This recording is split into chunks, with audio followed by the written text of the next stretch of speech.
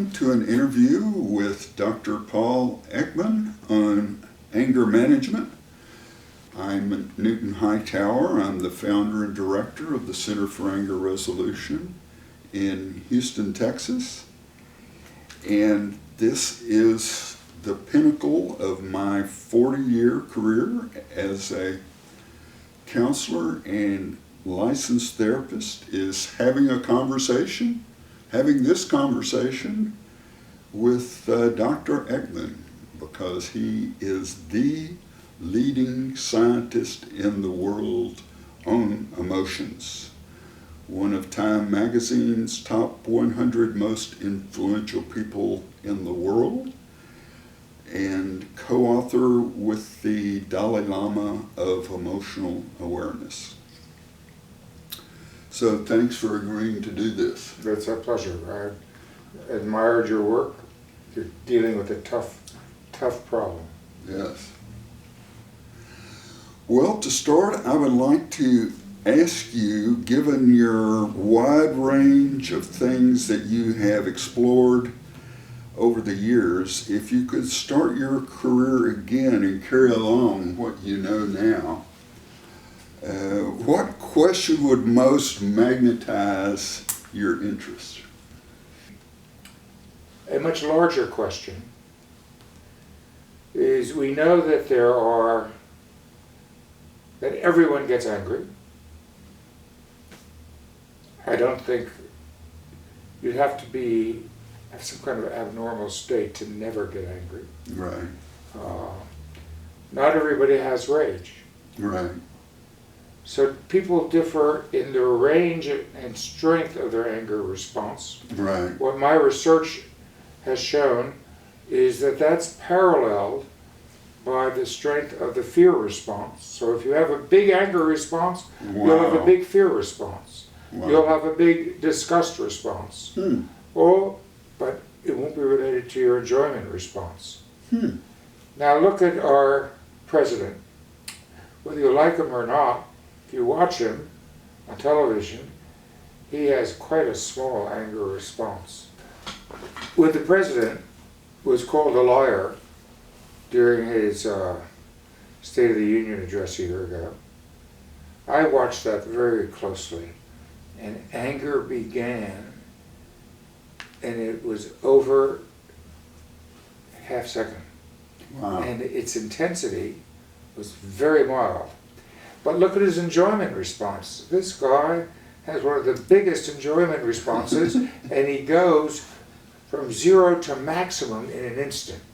And that fits my research findings, that anger, fear, and disgust are quite independent, not of each other, but of enjoyment. So you can have a very big enjoyment response, a very fast one, and have a slow and not intense, and vice versa. Right. So where does this originate from? This difference in strength and speed of response. The only way we could get an answer is if we did the developmental research and looked from infancy onward. When does it become established? Is it apparent in childhood? Is it modified by the hormonal changes in adolescence? What determines it? I don't know the answer. I'd love to know the answer. Second question is, while everyone gets angry and everyone gets afraid, and many of us get afraid of our anger, and angry when we get afraid at whatever made us afraid, not everybody has a hostile personality. Now, I define a hostile personality as someone who gets angry more often than most people do. Right. And he's known, or she is known by others because of their anger. Oh, Jim, boy, he's got a temper. Right. Okay? It's their hallmark. Now, hostile personalities are no fun to live with or work with, Right. but they're not necessarily people who have an anger management problem. That's right. So, what makes for that? What's the determinant of someone who will have an anger management problem and who will subsequently regret what they said and did, who may get violent verbally or even physically. Now, I grew up with such a parent. Yes, I read about that. And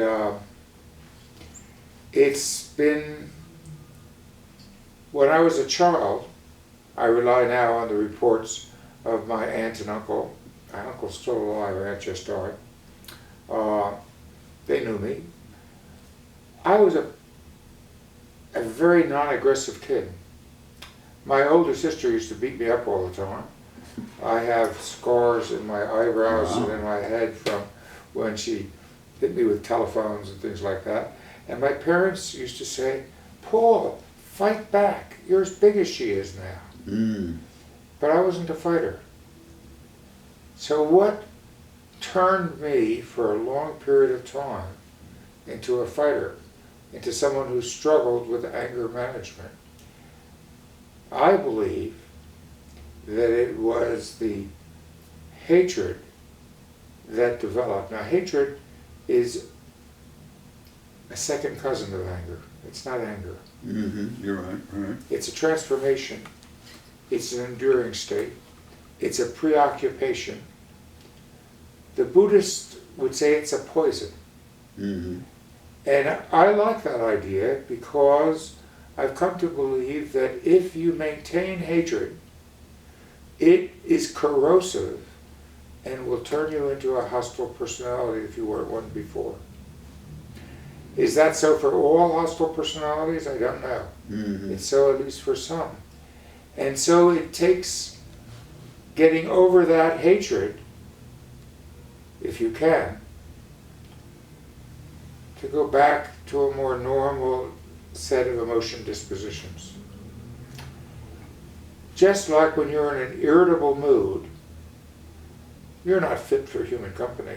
I mean, you're going to get angry about things that you would ordinarily not get angry about when you are not in an irritable mood. Right. And your anger is going to be stronger, and it's going to be harder to control, and it's going to last longer. Right. Those are all the marks of irritability. What makes somebody irritable when they wake up in the morning? We don't know. Right, right. We know what triggers anger, but we don't know what triggers any of the moods. Right. And I'm maintaining these days, I don't think I know anyone who agrees with me, but that moods are totally dysfunctional. Yes. They have no, they're maladaptive.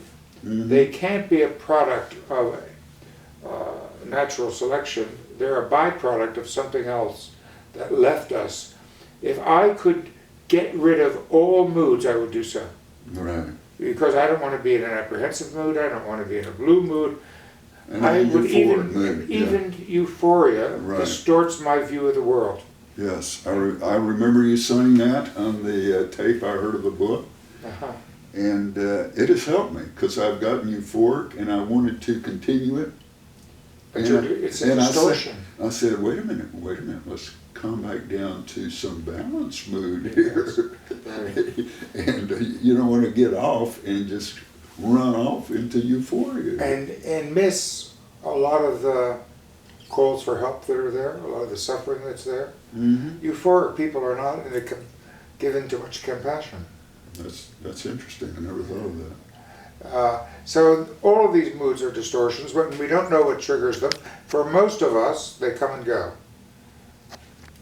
For a hostile personality trait, that person is very similar to someone who's in an irritable mood all the time.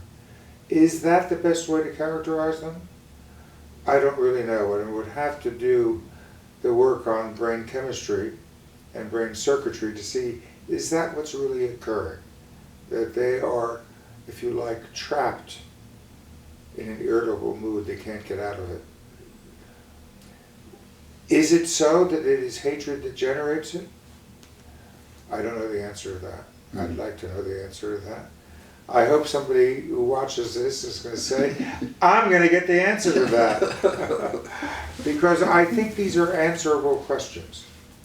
I think we have the tools. I think we have the conceptual possibilities of at least opening the question for examination. And if psychologists would stop simply asking people, not that what people say is unimportant, but look at what people do. And look at what people do in important relationships.